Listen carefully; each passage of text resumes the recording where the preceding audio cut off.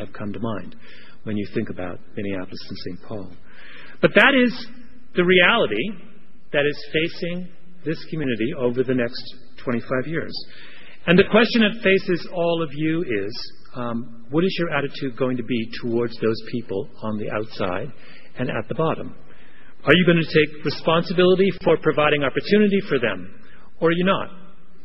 Are you going to be California in 1930, or are you going to be New York City in 1900? Now, I know that many of you tomorrow will be at the conference and you'll be discussing in much more detail what some of the recommendations of the Council on Justice report are going to be. I'm just going to touch on them briefly now.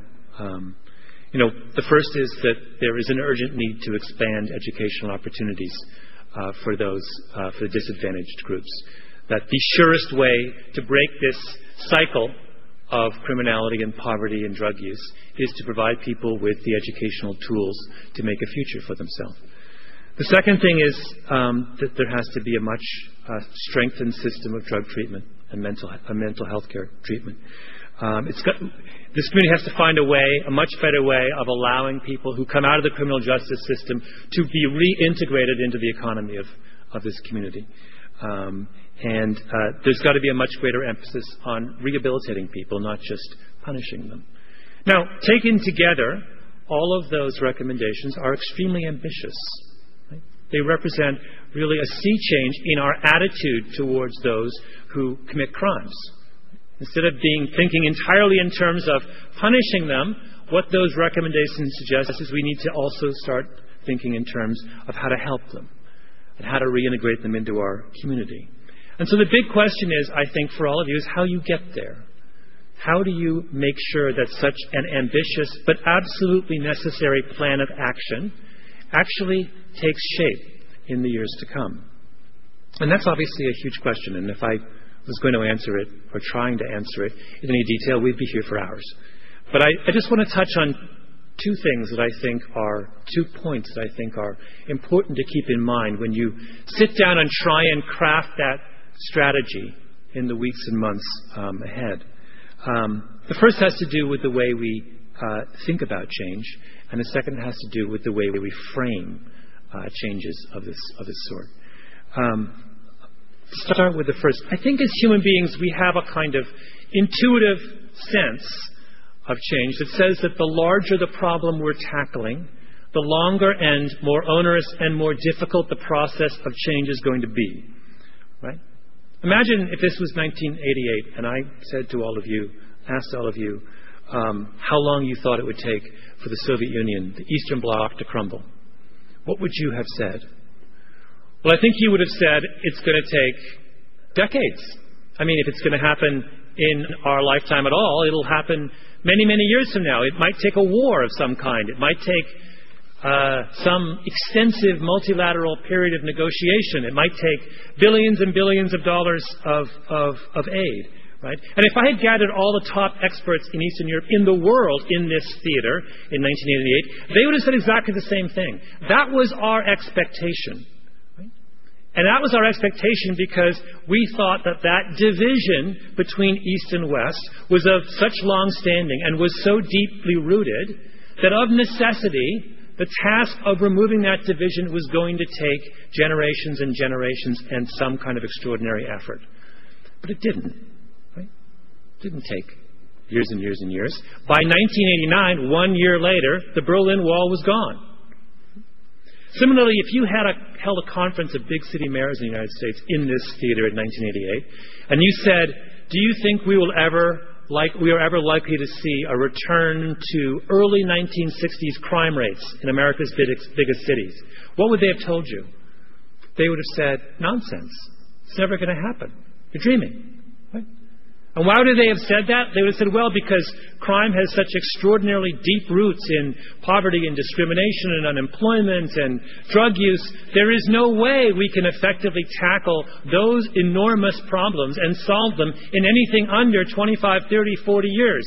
And when with anything less than absolutely billions and billions of dollars in heroic efforts on the part of every level of government. Right? Nobody anticipated that those crime rates would come down as quickly as they did. Not a single expert in the United States predicted that. And if you don't believe me, you should go back and reread what people were saying about crime in the late 1980s. Well, I think that is your first challenge. You are going to go to the citizens of this community and lay out a kind of agenda that is necessary to deal with this growing and emerging threat to the vitality of this community.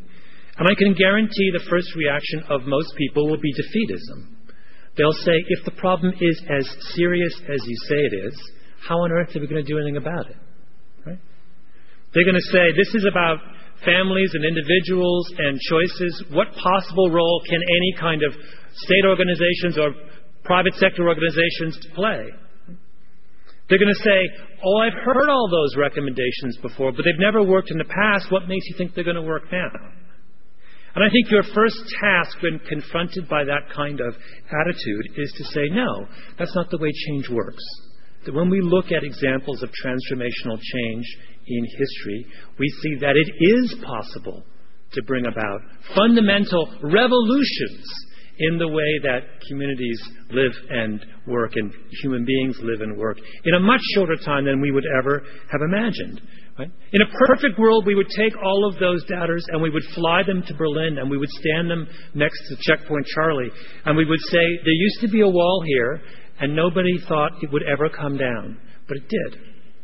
And the walls can come down in this community too. There's a second challenge here. And that has to do with how the challenges, how the issues facing the Twin Cities are framed. Now, what do I mean by that? Well, let me give you an example. If you talk to social change experts, they will tell you that one of the most extraordinary examples of behavioral change in this country is what happened in the late 1980s with seatbelt use. You know, up until that point, seatbelts, about 15% of Americans wore their seatbelt, which meant that seatbelts were basically only used by, college professors in parts of Vermont and New Hampshire when they got into their Volvos. And within a space of about 3 years, this country went from 15% seatbelt use to 65% seatbelt use. A change that absolutely no one in that world ever anticipated, and that still leaves people who work that issue fundamentally amazed. Now, how did that happen? Well, for years and years and years, there were all kinds of people advocating seatbelt use in this country.